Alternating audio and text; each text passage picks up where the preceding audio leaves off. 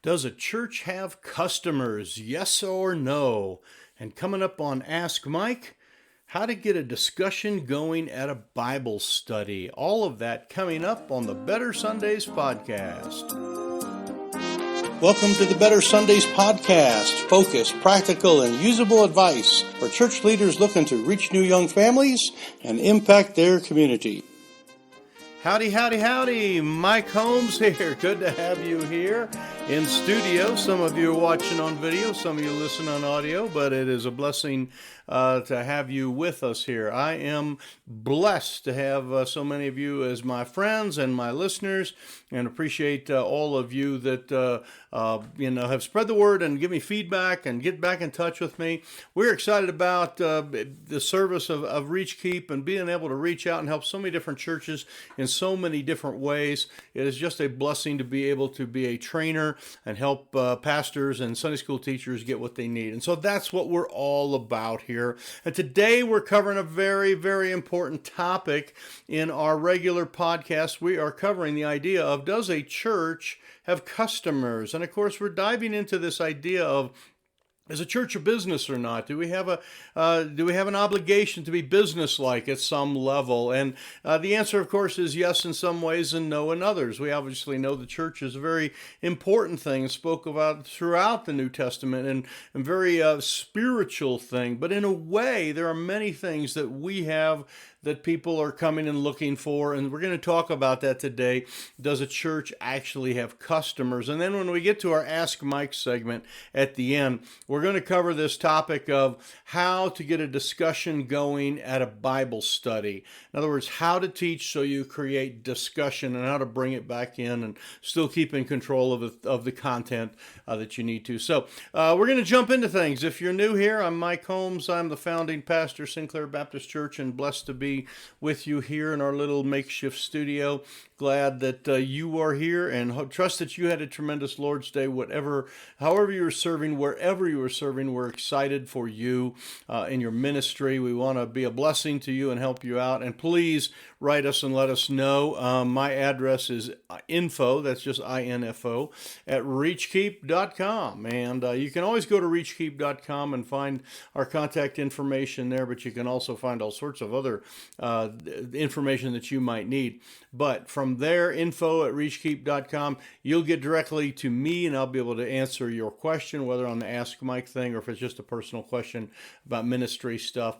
We'll be able to dive in. We do have a deeper academy, our Reach Keep Academy. We're spending a lot of time talking to pastors around the world and around our country in North America, Canada, helping them out on particular things, topics, and that's an interesting thing. You'll learn more about that if you hang out with us. You'll learn more about the Reach Keep Academy and how to get involved. So, all right, let's just jump right on to, does a church have customers, yes or no? This kind of gets into some of these pragmatic kind of discussions where you sort of like, are we trying to be too super business-like and, for the sake of business? And as always, let me preface all of these things. When you wake up in the morning, you need to decide that you're going to live your life to the glory of God. Okay, and I mean, that's the way it works. You get up, read your Bible, spend some time, and do whatever you do, eat or drink, whatever, do to the glory of God. I don't think just reading your Bible in the morning gives you kind of carte blanche. You can do anything the rest of the day. But folks, it does get your toes pointed in the right direction. And if you are wanting to serve God and reach people, then there's going to be some honest analysis at every level, at your Sunday school level, at your greeting level, at your financial level. If you're buying a building and you have a facility, you're going to have a lot of business type things that you're going to be going through.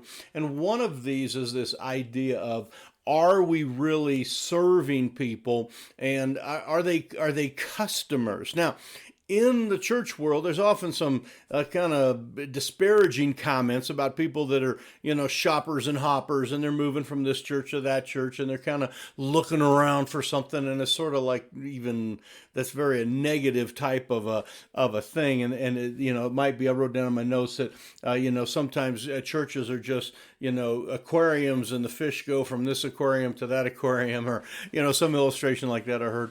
I do believe that people do shop for a church. And believe me, if I got dropped into a new community and I was a new believer, or even just someone who was trying to figure out things of God, and I knew and I was told and I was encouraged to go to church, I would probably shop around as well. I would probably come up with some kind of plan. I'm going to go here, and then I'm going to go there, and I'm going to go there. I'm going to try 5 of them or 6 of them and kind of see. And of course, in this day and age, they're going to try you ahead of time on your website. They're going to be looking at you on your Facebook page.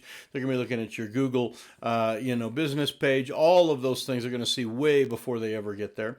So all of those things do kind of equate with the idea of a consumer or a customer. If a customer is looking for a used car, they would probably go from place to place to place. If you're looking for someone that does upholstery, you would probably call a couple places and maybe see some of their work if you're having them do some special work for you. If you're, wanting to buy tropical fish, okay, let's go back to the aquarium for a minute. You probably would go to some of the different fish stores, if there even is such a thing in your community, and try to find someone that really knew their way about it. So the idea of shopping and looking around is very natural. And as pastors, I don't think it's healthy that we make fun of people that are looking for a church. I think it's a good thing for them to be out doing that, and they should be applauded. And then let's do what we can to bring them into ours. And I'll tell you right now, our church, the one I founded and started and is going great guns right now, ours is the best church in the community. We're not only the best church in the community, but we're the best church for the community. In other words, I believe it's my team. And so, of course, I'm going to believe that.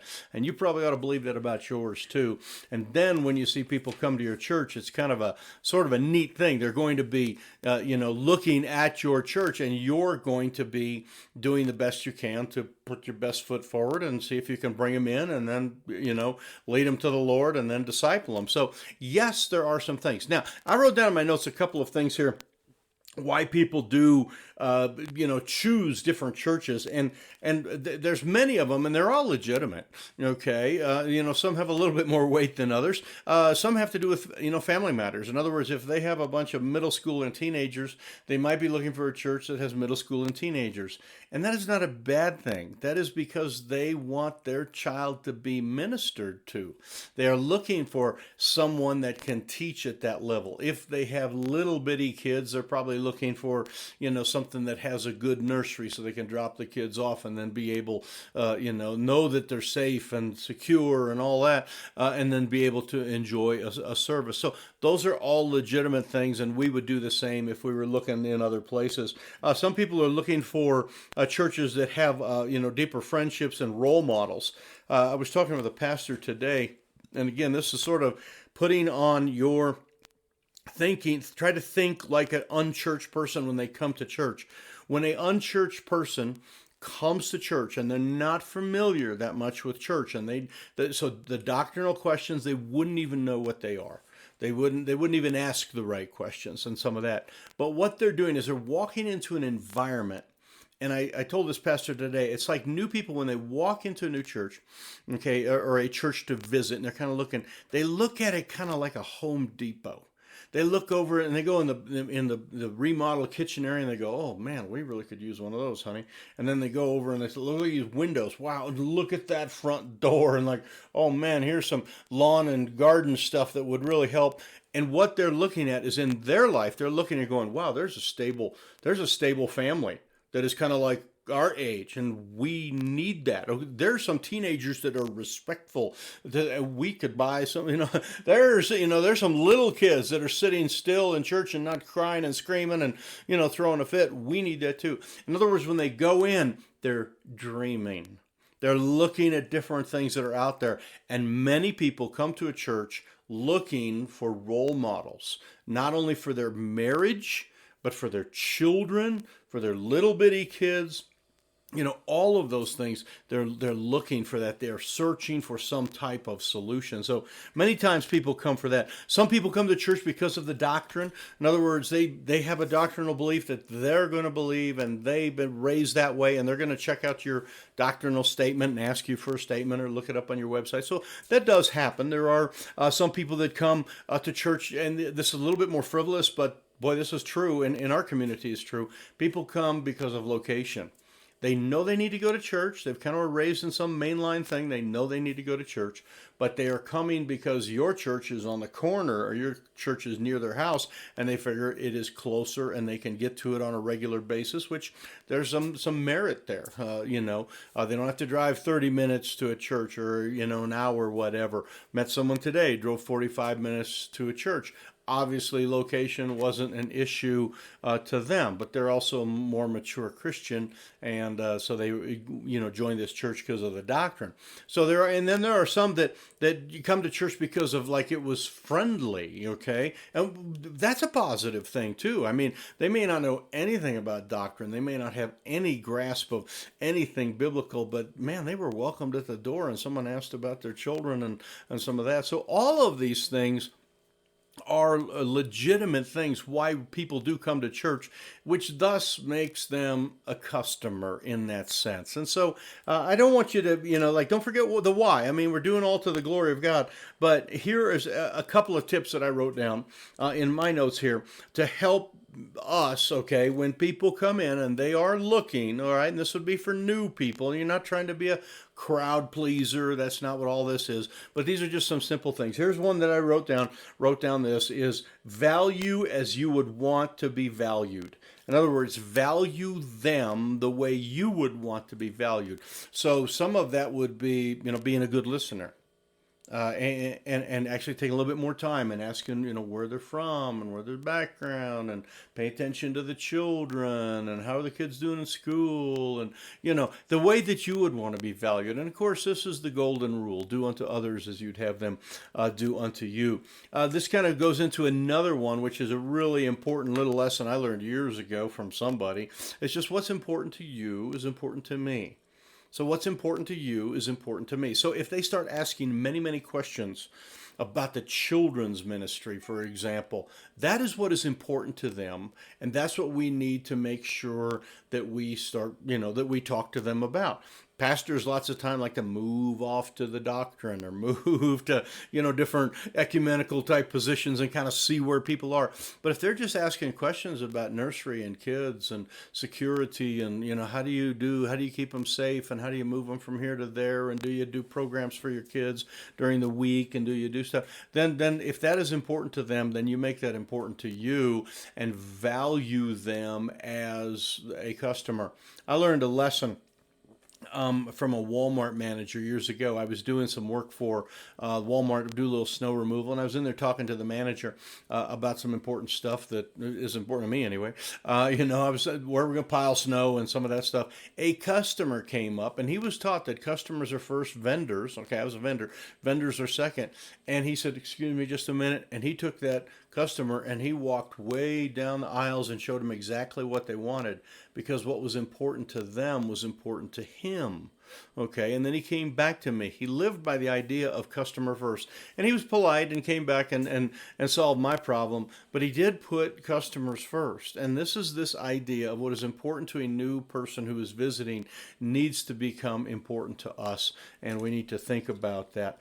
And then the last thing that I have here before we jump into the Ask Mike segment is just the idea of viewing people, and I try to view people for the length of the relationship when I first meet them, and not just for their singular attendance. In other words, they're not just, someone sitting in a seat for that service or that service or that service, but I try to value them over the long term and think of what they would become as they are developing. And so if you have like a young family and they have 3 or 4 kids, you can start to, and again, you wouldn't do this like right in front of them, but you would kind of look at them and go, man, their kids are someday going to get in our Sunday school class, and we're going to teach them the Bible, and those kids are going to get saved, and then we're going to teach these kids to develop character through their middle school and high school years, and then those kids are going to grow and become young adults, and they're going to get married, and they're going to bring their family back here because they love their church, and you just start to sort of revel in the fact of you got a growing family, and it's a really neat thing, and being valued for your long term is very appealing rather than being valued for your short term worth. Let me give you a story here, and this is such an important story. Back in the late 70s, maybe early 80s, yeah, it would have been 80s because I got married in the early 80s. So my wife and I were married. We were in a store in eastern Kansas, and she had bought something, and she wanted to return it. And she said, I can't return it at that store, but there's another store about 100 miles away, and we can stop at that store and return it there. And I was like, it blew my mind. First of all, in that day and age, you didn't return anything from one store and buy it in one store, return it in another. I had no idea what she was talking about.